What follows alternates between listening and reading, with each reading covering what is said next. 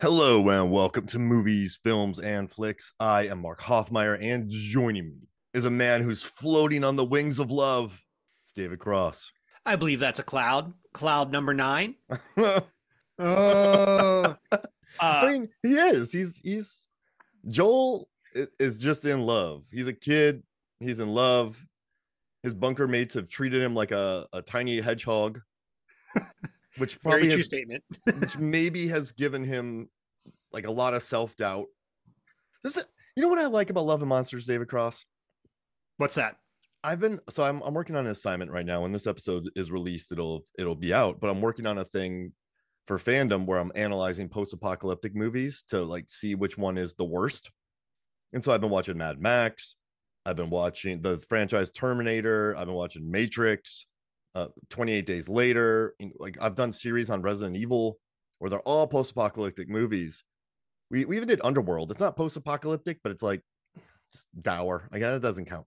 But all the narration is so in the world, in the future. The robots have won. There's skulls everywhere and they're killing us. And we're all dead. And there's no hope. And my life is for blood and oil. And I'm crazy. And yada, yada, yada. But then in Love and Monsters, it's like, hey, y'all, the world took over. And, a goldfish ate this guy. And then I had to go and I was on a run. It's super crazy. But I'm here in a bunker. Like, it's just peppy narration for a post apocalyptic movie. And we don't get that much. And so I appreciate it. Yeah, that's one of the things that came up a lot in the reviews I read for this movie. People really liked the narration and how fun it was. I do want to take a step back, though, Mark. Uh oh. I know every time you start one of these podcasts, you come up with a fun intro.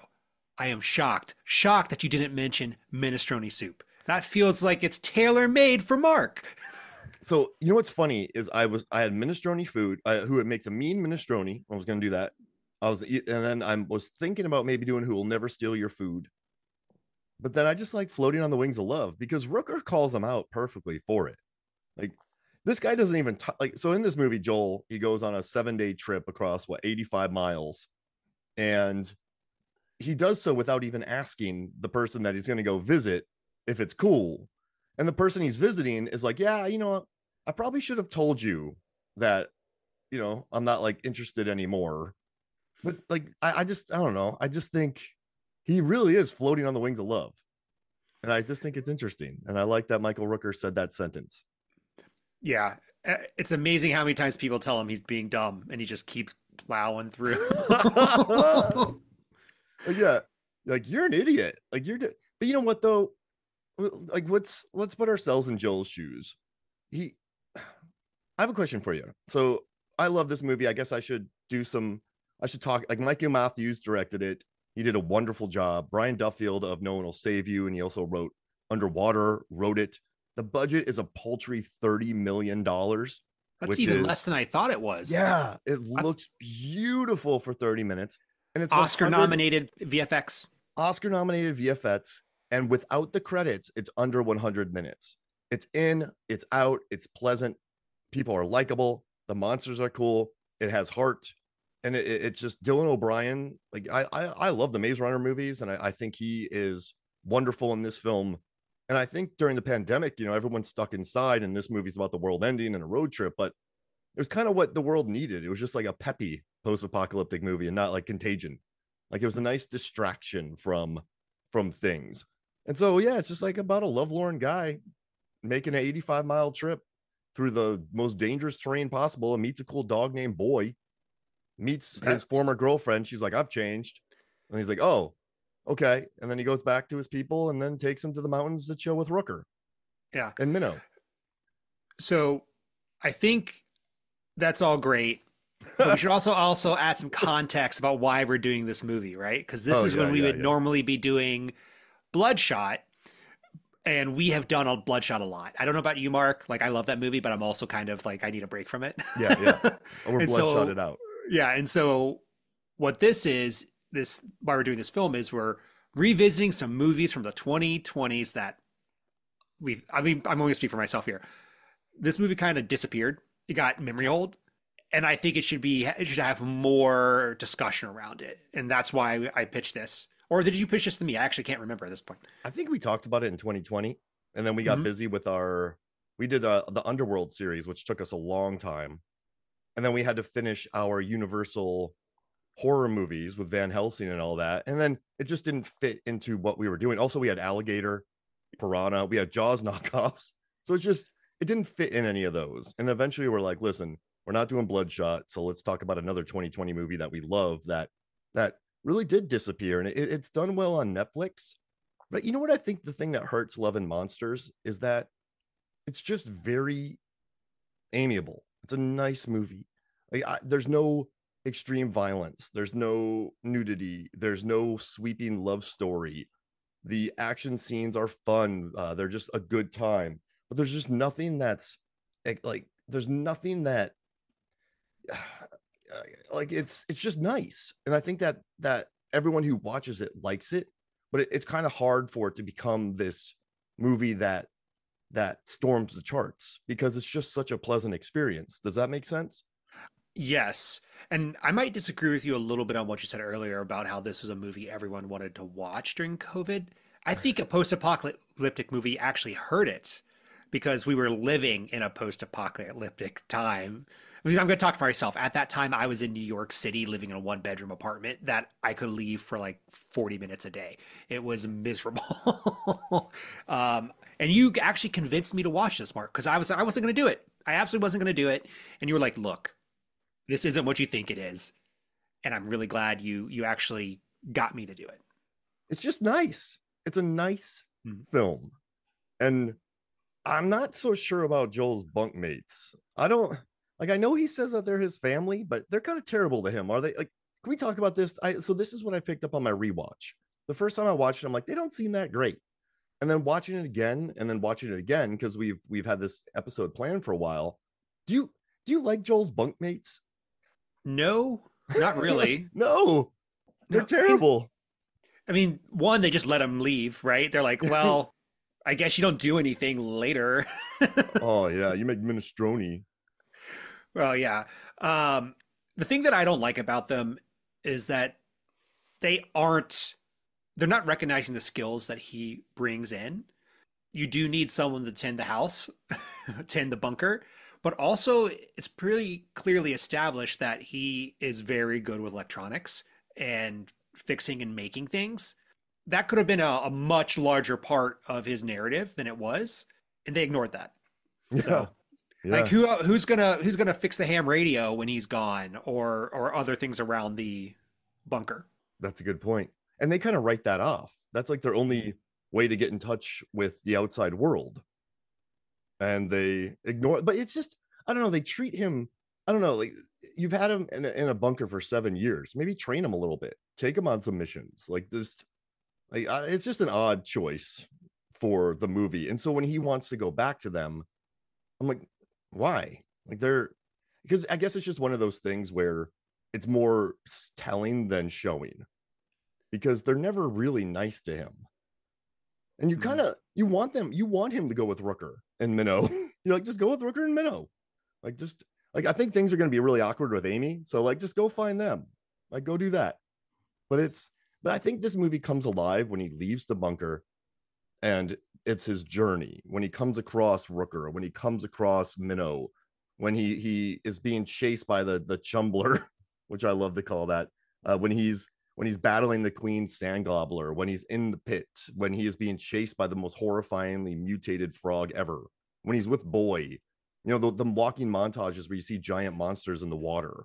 Like that's when this movie comes alive for me. Is that the same for you or no? Absolutely.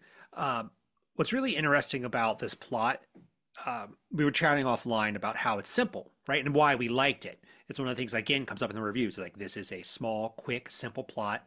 And it got me thinking, like, why does this feel so familiar? And why does this plot feel so satisfying? And I Oh, think I think you'll appreciate this. It pretty much one for one follows the hero's journey, like one for one. I'm like completely across the board, which is I would say currently it's what people use to write stories. It's like a bunch of points that you can put in, and it's going to end up, you know, something a normal story. But originally, it was just a way to discuss um, what story elements can be found in myth stories across the world. But it pretty much one for one. Like the director or writer clearly sat down and was like, I know how to write this. I'm just gonna go 1, 2, 3, 4, all the way to like 16, and they nailed it. That's why Duffield is brilliant, and I agree with you 100%. You know, Brian Duffield wrote Underwater. Like you're in the Love it. Mariana Trench and Cthulhu attacks you. Done. Spontaneous. It's a rom-com in high school where high schoolers are spontaneously blowing up, and it's just how they deal with it. No one will save you. It's a house siege thriller. Like just Caitlin Dever's shellacked by aliens for 90 minutes. He's so smart, Brian Duffield, in the way that he keeps plots very simple. And that's not being reductive, right? Like that's not being reductive at all. That's just saying that he knows how to keep plots simple so he can focus on character. So you can move and listen, audiences, as much as audiences love, like, you know, as much as there's like inceptions that have blown up that are really, you have to explain and explain and explain and explain. I think most people in this world, you know, when it comes to like network television and that, they want something familiar where they can just sit, relax, and let it wash over them. Like, and that's why I think this movie is a lot of fun for people. It can be a comfort food watch because you already know what's going to happen. He's going to walk that way. And like, who knows what's going to happen on the trip, but that's where he's going. And then he grows up. Like, you know, it's going to happen. So you can just relax and enjoy the experience. Does that make sense? Like when you go on a roller Yes. coaster, like this is not a roller coaster movie. On a roller coaster, you don't know, like when you know you're going up, but you don't really exactly know what follows. So it's like there's twists and turns and you're flipping. That's not this. This is just a nice straight line movie that you can just relax, put on at night, be engrossed by it, enjoy the performances, enjoy the visual effects, the Oscar nominated visual effects, and then chat about it with your friends. Like it's such a neat, and that's not being reductive. Like I love when stories keep it simple. You write novellas. You're a writer. I'm a writer. Like I think just keeping it straightforward is such a smart idea for a movie like this.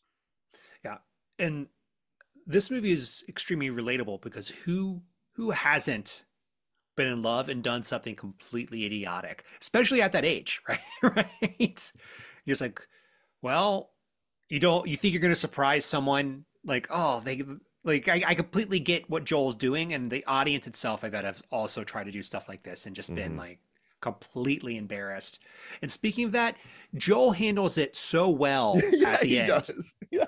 So well, because he could have just like gone outside and cried because he almost killed himself a dozen times to get there, and he's like, well, yeah, I screwed that up, didn't I? And he only learned that because he went through the trials. He's like, I didn't even ask you. And then she's like, yeah. He's like, I should be like, hey, do you want me to come visit you? Like, would it be cool? Like, he never does. But in his head, he's thinking they were going to start back where they started because they loved each other, you know? And I think he hasn't really grown up in this bunker, and all of his flatmates are hooking up. They don't even close the door anymore. It's like the dude wants out, and like he finds his lost love. He's going to go. So but then, like you said, he does learn. He does learn it well. Like, I like that he doesn't act like a butt. He's not like an entitled brat who goes over there like I made it all this way. He's like, well, you know, I thought something was going to happen, but I was wrong, and I apologize. And then the one thing though that like when Amy's like, I probably should have told you. He's like, it's okay, it's okay. I kind of would have been like, listen, yeah, it's cool. Like I should have asked. But yeah, like next, if this ever happens to you again, just like tell the person like, hey, it's just nice chatting.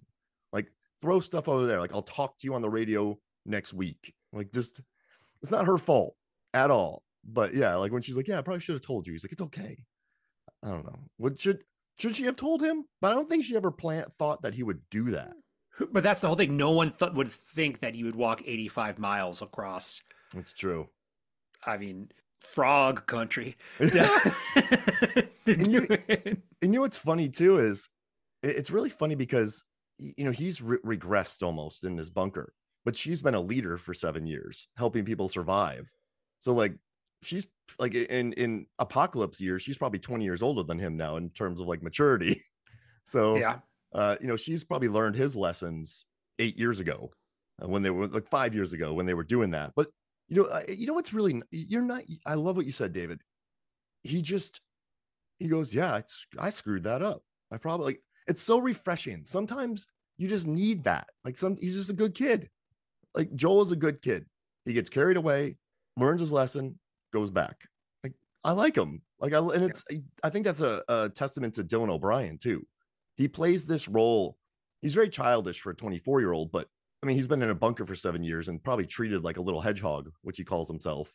So, maybe he does feel that way. Enough people tell you that, you probably start believing it. Mhm. So it's you can kind of believe how naive he is. You can believe his mission, and then you like that he owns up to and is like, oh dang, I should have asked. It just made me happy. Yeah. And they explain that later on why he freezes up, and it all makes sense because it's like, oh, he's going through extreme trauma. He was at ground zero and escaped, saw his parents crushed in front of him. And you don't have that context at the beginning of the movie. You're just like, oh, this is just who he is. And you found out there's a reason for this later on. And it's so smart to put it late in the later half of the movie instead of just having it at the front. Great point. And that makes his bunker mates worse because they Yeah. know what he's been through, but you're like, you freeze. It's like, no, you went through massive trauma and let's try to work through it. but I don't know. I just love Dylan O'Brien running. I don't know if you've watched the Maze Runner movies, but he's I have great in not. post-apocalyptic. The first one's good. The first one. The second one is fun. The third one's okay. But the first one, they're trapped inside this thing and he just has to run from everything. So Dylan O'Brien's like an all-star runner in Yeah. cinema. So I So like him. here's the thing with him. I'm glad you brought him up. I have no idea who he is. I watched this movie, and it's one of the things I was like, what's one of the reasons why this movie isn't more talked about? And I was like, oh, it's Dylan O'Brien. Like, who is he? And apparently people know who he is. I'm just a dum-dum. Yeah. He's great. And he was almost killed on one of the Maze Runner films. He I suffered did a not. massive head injury on Oh, one of them. wow. So he was just in a movie called The Tailor, which he was really good. He's going to be in the SNL movie. He's kind of making his comeback. But on one of the Maze Runner movies, so he went through a huge brain injury, traumatic head injury. And now he's back. Like he probably never could have acted again. So just watching him come back and be as light on his feet and as likable in this movie just made me even happier. And also I like Jessica Henwick a lot too. I think she's super cool. She was in the Royal Hotel or Motel last year, which I liked a lot. I thought she was the best part of well, man, what's that MCU show with that Iron Fist? She was the best Iron part of that. Fist, Glass Like, Onion. yeah. Uh, Matrix Resurrections. I actually like Matrix Resurrections. Like so I do think it I. has good ideas. And So they're doing a fifth one. good, yeah, with Drew Goddard, which is nice. But I like her a lot in it, and like I was listening to this a couple episodes, and like, oh, a more interesting movie would be about Rooker and Minnow, or a more interesting movie would be about Amy. And I get it, like watching her survive on that beach, take care of all those people, or watching Rooker and Minnow just survive horrifying ordeals to become who they are. But I actually those actually sound really good. But I still like the journey of Joel. I do. He's a good lead. I like Boy. That scene with Mavis with a one is a good time. Like I know, like, and just when Stand By Me and the jellyfish. It's just what I know. I keep saying this, and this is a dangerous thing on the podcast, but the world needs movies like this that are just pleasant, like that are like these are a very specific kind of film that the world needs. Not everything needs to be Mad Max or Cyborg or just grungy post-apocalypse. It needs to be, or Walking Dead. It just needs to be fun. Ooh, I For just finished 30 Walking million Dead. dollars, 30 million, David. This movie that blows my mind. Like some of these Marvel movies, some of these DC movies cost like 350 mil, 300 mil. And then here's this cool film that was filmed in Australia for 30 million with a lot of visual effects.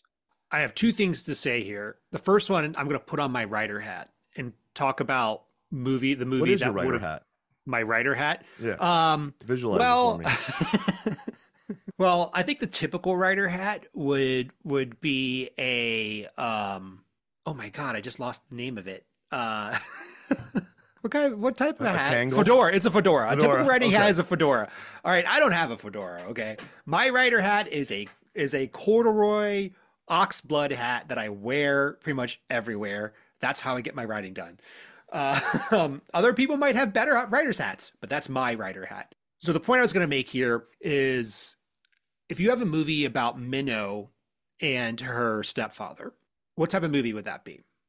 That is going to likely be a flat narrative.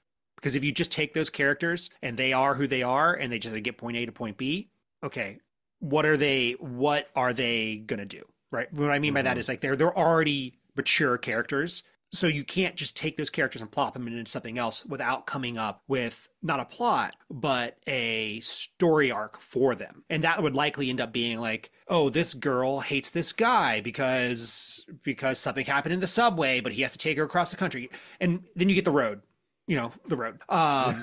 No, please not the road. I mean, I like that movie. It's so like dour. Megan got me the Folio Society edition of the book, and it makes me very happy because it's a very pretentious book. And then the second one is you have Amy's character. She's in charge of what is essentially like a community of elder people. What would her storyline be, right? Do you have her as a leader, then something comes in, and it would just be the end of the movie? What I'm getting at is those two that people want to see are likely negative story arcs back up into positive. Like you're seeing potentially a tragedy, but with Joel, it's all positive, right? He's just becoming a better version of himself. And I'm going to say that in quote marks because maybe I don't agree that at the end of this movie he's the best version of himself. Not yet. But I'm getting at they're different movies. They're completely different movies. And like those movies exist. Go watch them and ignore this one then. Mm-hmm. Yeah, it's odd though. They're like, oh yeah, I don't want to see this guy Joel. But I think he's just a nice character. Like there's very few characters like this to spend time with. And so it's nice watching him do this and learn with him. And what's kind of interesting too is Rooker probably already was a survivalist to begin with, right? Because I mean, you don't look at Michael Rooker and just see him being like soft. Like Rooker, before the invasion, he had a machete in his hand. After the invasion, he had a machete in his hand. Like that's just who he is.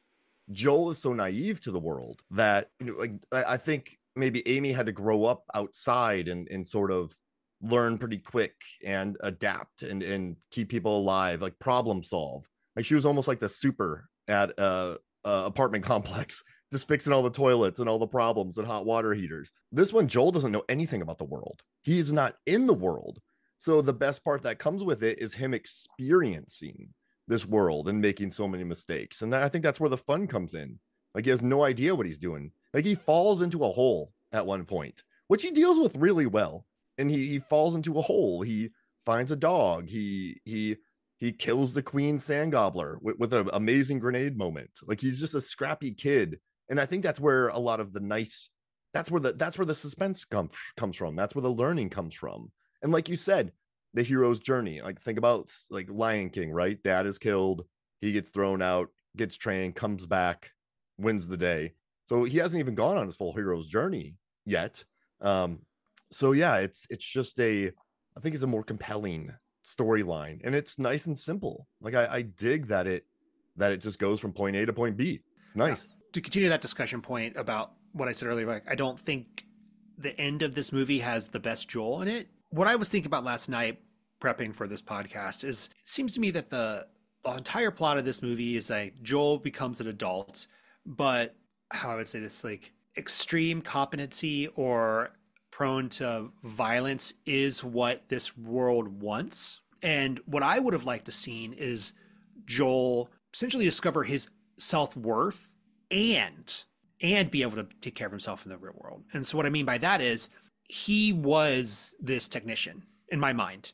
And I wish he would have been able to use that skill during the climax of the movie. So it's like he's able to fight, but then he's like, oh, I am not invaluable. What I bring is actually useful, and somehow used the skill that he attained in those 7 years to help him. Do you think at the end when he makes that announcement across the airwaves, like, hey guys, this will help you if you do this? So at least he uses his tech savvy to get on the mic and do that. And also, I think it's smart that he realizes that not all the monsters are bad, since he's one of the few who, like, he's a nice kid, and I don't think his first mission is to murder things right off the bat. So it like seeing that the crab was good, and I love all the monsters in here. They look like just regular monsters but mutated with extra mutations, and I kind of like that. It keeps it familiar. But you're right, he doesn't really use his skills to save the day or become the full version of himself. But I do think like his kind heart, he realizes that these things aren't terrible. He learns from that, and then he uses his skills on the mic to teach people about how to survive. It's it's kind of a hopeful ending, right? Like it's and also he kept that book because he's actually curious and he wants people to learn, and I think he helps people learn. So I wish I could, where they talked about a sequel for this movie, and I don't think it'll ever get it because of what happened during the pandemic. Even though spending $30 million on a sequel, they'd make the money back. Like there's some really bad movies that have much higher budgets than this. So multiple underworlds. Yeah, exactly. And oh gosh. But yeah, it just doesn't have him in like a tight leather get up crawling through air vents. You know what I mean? They can make it happen. But yeah, the sequel though, I don't know what it would be. Like it would just be another issue. It would be like another group of bad humans. Like I don't even know what that would, I don't even, what would that even be? But what we're seeing as a writer, David, what would the sequel be? All right, let's think about this, right? End of Matrix. So the end of the Matrix, he becomes the one. He's going to go beat up the machine, shuts down their code. But then you realize that, but then the second one's a huge step back because you realize the Matrix is just messing with them, and he's the sixth one. In Terminator, Sarah Connor lives. She has a kid, and you're like, oh, okay, the world's supposed to live. But then the second one, they're like, no, we're going to kill the kid.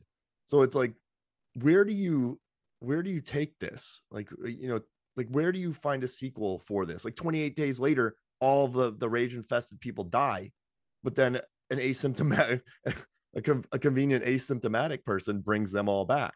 So what do you think the sequel for this would be? Yeah, I mean, I think you can take it a couple of different ways. One, you wouldn't follow the journey of everyone to the mountains. It would just strictly start there in the mountains. It's an indicator that Joel it's basically that would be an indicator that he's achieved what he's done, that he's in the same place he was at the previous movie. Think of this as like the second Batman, how he, at the beginning, they capture Scarecrow as a representation that he's so good that he doesn't have to like deal with Scarecrow or. Yeah. But what I'm getting at is like, it's just a continuation. And so it's either fixing the problem, like having a solution to shrink the monsters, or it is taming the monsters, or it is they are being attacked by something that they can't stop, and then they have to find a way to do that. Those are like the really three things that I see.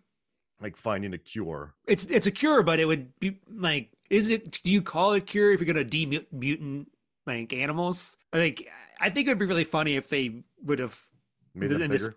Made them bigger. That could have been funny. I think you have a cure. Oh no, it's bigger. Oops. Like he flips the instructions upside down. Oh, this is what it said. I mean, I'm getting Kong vibes. It's like, oh, we need to get a giant snail to defend the community from killer monsters. I mean, if you look at what the How to Train Your Dragon movies, you bring in the mom, but then you also bring in a guy who controls the monsters, and he has the alpha.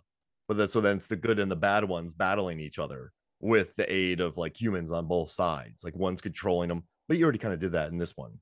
But that being said, I like where this went, and I like where it might go. Like I don't think it needs anything further because things have been learned, and it's just nice. And I don't know, it's just a scrappy picture that it's just very pleasant. It's just a very pleasant film, and I like watching Henwick beat people up. That's always a pleasure when that final battle scene. Anything she is in, I want to watch automatically. Like, I feel like she's a bigger star than Dylan. I mean, in my mind, she is, because I didn't know who he was. But like personally, I think she's a bigger star. I love her.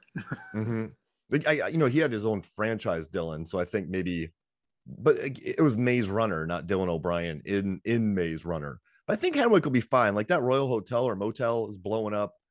She maybe she just wasn't busy and had a few days and was like, I'm Australian. I'll be in an Australian film. Like I could do it for 4 weeks. Not even that. Sometimes I wonder in these films where people are like, these people should have had bigger roles, and it's kind of like, well, what was their availability? Maybe they're in Australia and their director's a friend and like, hey, you want to be in this movie real quick? Like make some money and like be here for 3 weeks. Like it's you kind of wonder what the story is behind them joining up for it. Wasn't she in another movie with the director or the writer? I can't remember which movie. I thought she was somehow had done something with either the script writer or the director. Oh crap, she was in Underwater. Yeah, there you go. I forgot about that. I love that movie. She was in Game of Thrones too. Yeah. Oh yeah, The Gray Man. That's like one of the worst films I've ever seen in my life. It's not even a movie. No, yeah, it's not a movie. I don't usually get so harsh on films, but it's terrible. Yeah, that's not a film at all. I have a question for you, and there's no right or wrong answer, but I want to talk it out. What do you call this type of movie? Because there was a proliferation of this type of like quirky horror comedy, and I would say like 2014. This feels like a later edition, 2020, but I just don't know what to call it. So like, here's an example of it: Warm Bodies, Boy Scout's Guide to the Apocalypse. I haven't seen Lisa Frankenstein, but I'm assuming that also falls into this. It's like PG-13 light horror teen comedy. It's a post-apocalyptic road trip comedy. Mm. I don't know, because it's like it's not like coming the of Hunger age. Games, right? Like it's not like the Hunger No, Games. it's not. And there's not really a core romance. Like, Warm Bodies was Romeo and Juliet. So there's no core romance. Like zombies aren't trying to understand humans. Like it's about I just think it's like a comedy, post-apocalyptic comedy road trip film, Yeah, coming of age. it's a how do I put this? Mid-teens coming of age movie horror. Yeah. And I started thinking about it. I was like, well, like where did this type of filmmaking come from? Like I'm sure there's like what's the peak example of it? I'm gonna let you guess where I got. Well, I think road trips in the apocalypse are nothing new. No. Mad Max, he's traveling the wasteland. Cyborg, they have to take a cyborg from point A to point B. Like, there's always like in Hell Comes to Frogtown, they go to Frogtown. There's always a Book of Eli, he's walking somewhere, he's traveling somewhere. So they're Omega Man doesn't really have a trip. I mean, Escape from LA, You're thinking really hard about this. Think more around the comedy aspect. like a road trip comedy. Like road trip comedy horror. Yeah. Road trip. Night of the Comet. I mean, that's a great one. So I traced this all the way back to Zombieland. And I was like, I think Oh. Zombieland has the DNA that basically all these other movies are pulling from. But then I realized like it's not Zombieland. It's Shaun of the Dead. Like Shaun of the Dead is still rippling through our zeitgeist because it's inspired all these other films. No, that's a good point, because he's a kind of a bum, and then he has to become a better man by, he has to grow up inside the bar that he always goes to and like become a better boyfriend. But Shaun of the Dead's kind of crazy though, because his mom dies and his stepdad dies and his best friend dies. Yeah. That one's gnarly. So I mean, but so you think it's Shaun of the Dead? Like they have to get to point A to point B, they have to travel. I mean, I think the entire like the ethos of Love and Monster can actually be traced back to Zombieland, and that the proto version of it is Shaun of the Dead. I like that. It's like Zombieland is like this weird mishmash of awkward comedy and horror, and there's stakes, but the stakes are never like super high, and even when someone dies, it's funny. Yeah, because there's like clowns getting hit in the head, or Bill Murray getting shot in the chest. What is it about post-apocalyptic movies and traveling? Like Terminator Salvation, they have to travel places. Like why? What is it about post-apocalyptic movies from getting to point A to point B? Like, is that just like why do you think those movies are like that? They're simple. So the quest story, it's a simple framework. I mean, really, it really is. It's like, okay, you got to go to point A to point B, so your characters automatically have a motivation and a need, and you can write towards that very simple. And that need is manifest. It's a physical look thing. Like you don't have to come up with an idea of like, I don't know. You probably don't need to come up with like a crazy MacGuffin because they're just have to get from A to B. Yeah, that makes sense. Yeah, you don't. I am going here for the Maltese Falcon. No, I am just traveling here for this. Like there's a dragon there, I have to go kill it. Or there's a ring, I have to go drop it. Or my ex-girlfriend is 85 miles away, I got to go see her. I mean, if my ex-girlfriend, well, he thinks it's current, but if my ex-girlfriend was Jessica Henwick, I would think about traveling 85 miles. I'm not gonna be honest, like 85 miles. I mean, think about it, right? Your bunkmates are not good to you. Like the way they talk to him. There's a couple lines in this movie where like what do they say to him? Let's see. I'm coming up here. I have all my stuff here. He's like, you think of me as some pathetic hedgehog. They're like, you're fast and small. And he's like, guys, I'm stronger than you might think. So they just treat him really badly. And so you're sitting there, everyone else is paired up. evil cockroaches or ants are just murdering you. Your bunker is getting busted into.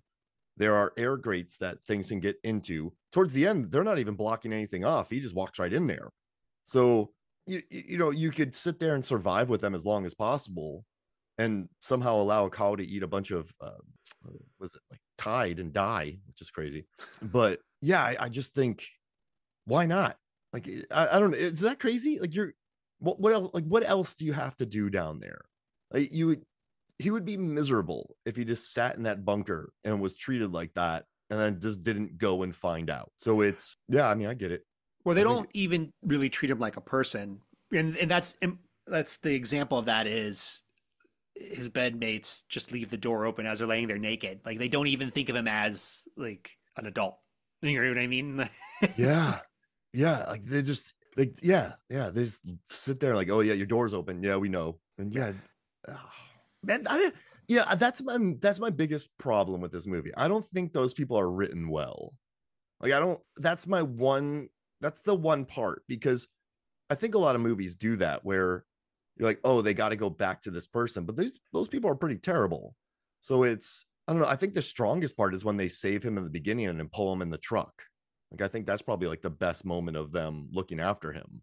But yeah, I mean, did you think they treated him terribly so he would want to go?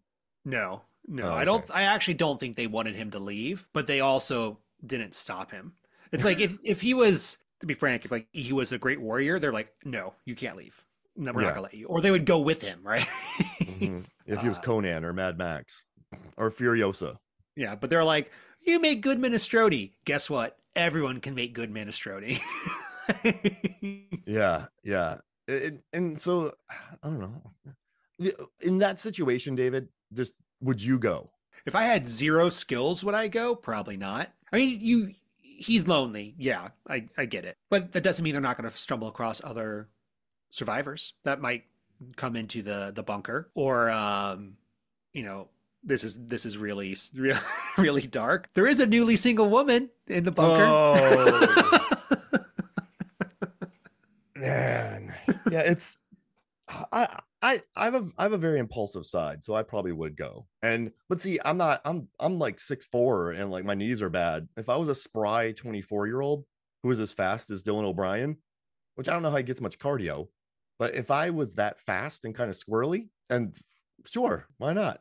Like, what's, maybe I get killed by a bug immediately and be like, oh, that was a bad idea. But I don't know, that bunker life seems pretty terrible down there. I mean, he survived because a bunch of other people were there. The dog saved him. Yeah, Rooker Michael saves Rooker him. saves him. Like Jessa Henwick saves him. Yeah, it's like he just gets saved constantly. He has a couple moments where he uses a grenade. A great job there. But he gets really lucky too. Let's not act Yeah. like he did it. And basically, at the end of the movie, when he says that, it's like, well, if you survive a couple things, you're going to be strong. It's like, hey guys, if you're really, really lucky, then you can get to the mountains too. Because the world's, he's walking on that bridge in the water and that creature does not attack him. So it's a survivable world, I think. Yeah, that is Yeah. true. I do think it is. They just haven't, the people have all clustered in and haven't really explored very far. Which makes sense because the bigger ones are out there. And then do these monsters kill each other? I believe they do because they showed that spider creature that was killed. Oh yeah, that's true. So yeah, they're probably out there battling each other. So they're probably thinking, hey, just wait. And humans can't provide that much food for them. So it's not like a Terminator situation where they're just trying to actively kill all humans. These creatures have just taken over and now they're existing. All right. Hey, well, I have a question for you, David. I don't know if you want to discuss something else, but do you want to do our grenade draft? Do you want to talk about our favorite grenade scenes in movies? I have one other topic, Okay. two other topics. The first topic is really short. I like to read reviews of movies before we have these podcasts, and I was checking out Letterboxd today. Letterboxd pisses me off so much. It's because everyone wants to be funny on it. No one gives you good reviews, or there's a very small amount of people who give you good reviews. Everything else is just trying to be witty, Like a pun. but like a pun, but it's not a good pun. But for this movie, the thing that I saw a lot of 1-star reviews for: don't put the dog in danger. Don't put the dog in danger. That was in so many things. They're like, you're just screwing with people. And I was like, nah, that's good. like Wait, that's what it is? That's what there were people so give many it of one them about it. star? They get 1 star because the dog, they're like emotionally manipulated by putting the dog in danger. Oh my gosh. Yeah, and so I fear for our state of critical thinking. Jeez Um, Louise. yeah, and then the second thing was I wanted to run through a couple movies that I think have gotten memory hold from 2020 that your audience should go check out if they haven't already, or recheck out if they haven't seen it. So I'm gonna run through this list, and you just tell me what you think. So one, Run. That's like the home invasion with there's a young girl in a wheelchair. Yeah. Yeah. It's a great one. Monster Hunter, which we covered. I love that movie. Wait, And we it haven't just covered that disappeared. yet. I thought we covered that. No, we need to. We haven't. Oh my god! No. Did I? So here's the thing, Mark. We talk a lot about movies, and sometimes I think we've recorded things we haven't recorded. Like Listen, this is an example. I own it and I've watched it and I love it. So just let me know. Another one, Gretel and Hansel. I think this is Oh this is yeah. going to be one that is controversial, but I was hooked on this movie when I first watched it, and haven't heard anyone talk about it since. Great triangle work. Here's one we've definitely covered: Shadow in the Clouds. Yep. Fun. Yeah, and then one that I do not see anywhere. Rent-a-Pal with Will Wheaton. I haven't watched that one. It is super creepy and disturbing, but it's gone. Like no one talks about it, and it is a great horror flick across the board. Okay. Rent a Pal. And you can Yeah. it's on AMC Plus. Yeah, it Which was a IFC movie. oh, I love some IFC. All right, Rent a Pal. I like that. Yeah. What about, do you think Underwater is talked So about at all? yes, I think Underwater is a cult classic at this point. Okay. There's like enough people that love it that they're like, oh, go watch Underwater, go watch Underwater. And then this movie, this is so weird to say, but if it gets like 10% more fans, it's gonna hit cult classic, but it's just not there yet. It's like still too forgotten. Because you know why I think that is Underwater was bashed by critics and people didn't even go see it. Like people were just like, oh, look at it's like Alien. Like there was like a weird wave of negative energy towards it. So then people started watching it and they went, wait, this is good. Like this is good. Like what are you guys talking about? And then there's something to be annoyed about, right? And there's something to rally behind. They're like, guys, this is actually a good movie. Why would you rate it like this? But then this movie is really, it's in the 90s and it has solid IMDb scores. It's generally a well-received movie. So you can't just be like, oh, critics didn't hate it. It has a 94% tomato meter score. And you can't be like, audiences didn't like it. It has a 6.9 IMDb score. So there's nothing to rally around for it. Does that make sense? Whereas Underwater, I think people really treated it harshly at first, and that caused people to rally around it. Yeah, that was a movie that you convinced me to watch, and I'm really happy you did. You seem to do this a lot, actually. You're like, you should go watch this movie, and I'm like, are you sure? I really just want to watch Jason movies. It's, I try to avoid so many like waves of criticism because I've had to read thousands of reviews through my job like freelance jobs with Rotten Tomatoes and just analyze the way people review films. And it's just, don't trust it because like people go in with preconceived notions. People don't like Kristen Stewart for some reason, and then everyone's like, oh, it's like Alien, but Alien borrowed from a ton of movies. So you're just every movie is like every movie. Oh, that guy got punched in the face, I hate it. Like, and so it's just the wave of negativity towards it was really odd to me. And so for me, I don't know, I'm not saying you do it, but like for me with these movies, I just watch them. Like I try to watch them without any preconceived notions. I don't worry about the trailers. Like I just go, do I like it? So I guess that's how I roll. Now I'm not saying you don't, but that's why I kind of maybe look at movies differently sometimes because I just want to watch them. Like, I like it, put them in context. Yeah, I do the same thing. I very rarely come down really hard on movies. Now, in my own podcast over at War Wieners, I think I seem to do that more often because these are critical acclaimed movies that want you to treat them seriously, and I take them up on that, and we'll critique them as such. Yeah.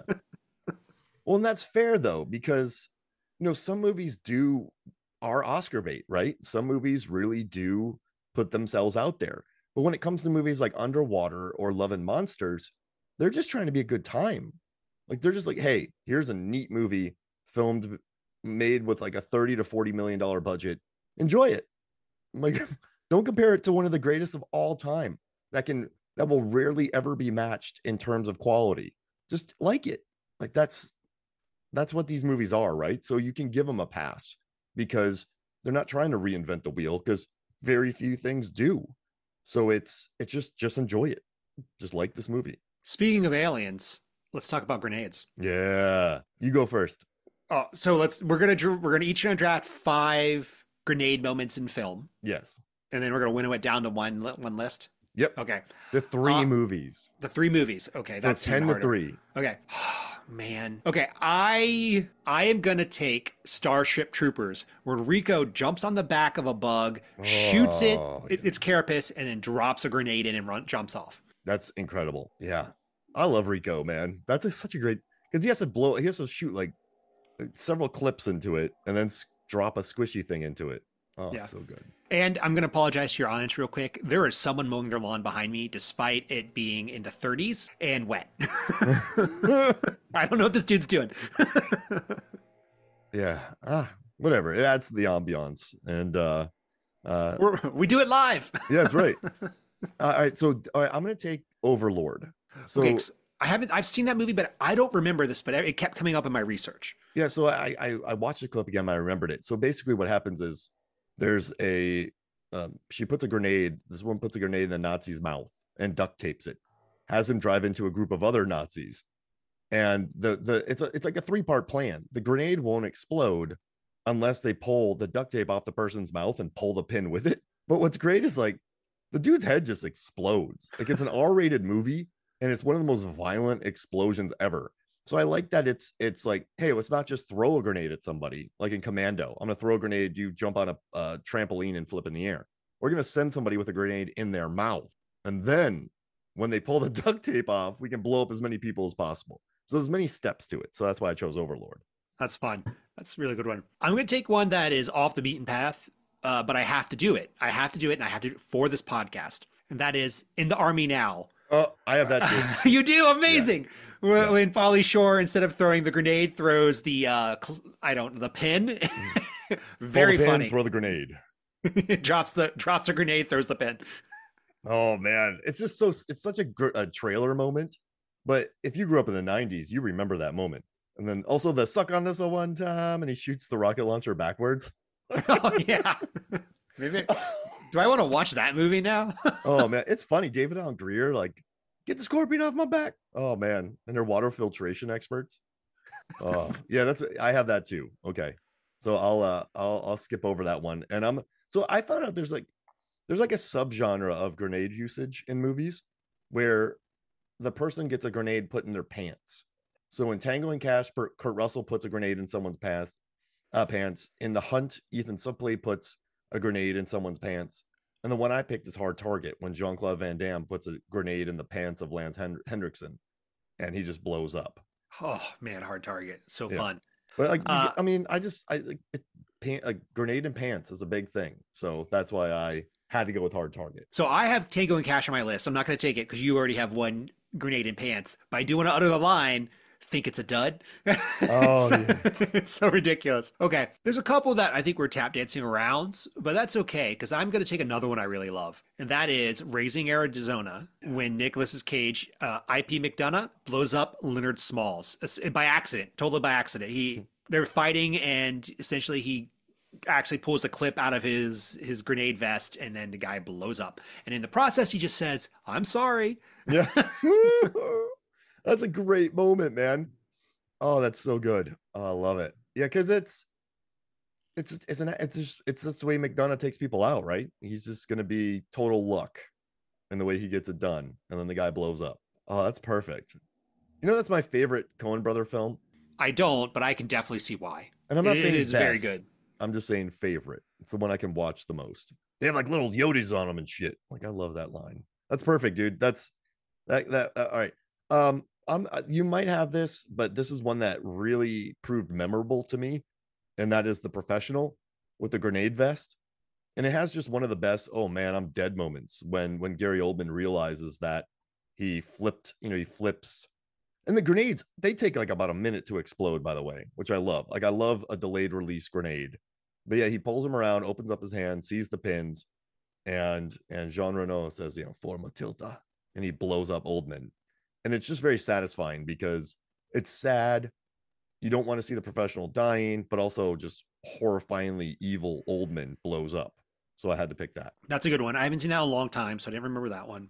Okay, the three I have left are biggies. And so I do want to talk about this one and whether we want to just exclude it because it's so famous. And that's the Aliens Vasquez scene when she blows up. They blow themselves up trying to protect everyone. Yeah, that's a great moment, though. It is a fantastic moment. I think it should be on our list, frankly, because it's so well done. So if you're okay, I'll take that one. Yeah, we need it. That's an all-timer. That's like the two of them blow themselves up. What a great moment. Not that they die. It's just a great grenade moment. All Vasquez, right. The best. My last one is going to be RRR when Ramcharan puts grenades on arrows and just starts blowing up everything in sight. Like he finds grenades, attaches them to arrows, and just everybody starts blowing up. Like it's a blow up festival, and it makes me really happy. And I just really wanted to pick RRR for my grenade moments. Yeah, that's a great one. I love that movie. All right, two other big ones. One is blowing up the chateau in Dirty Dozen. Yep. Which is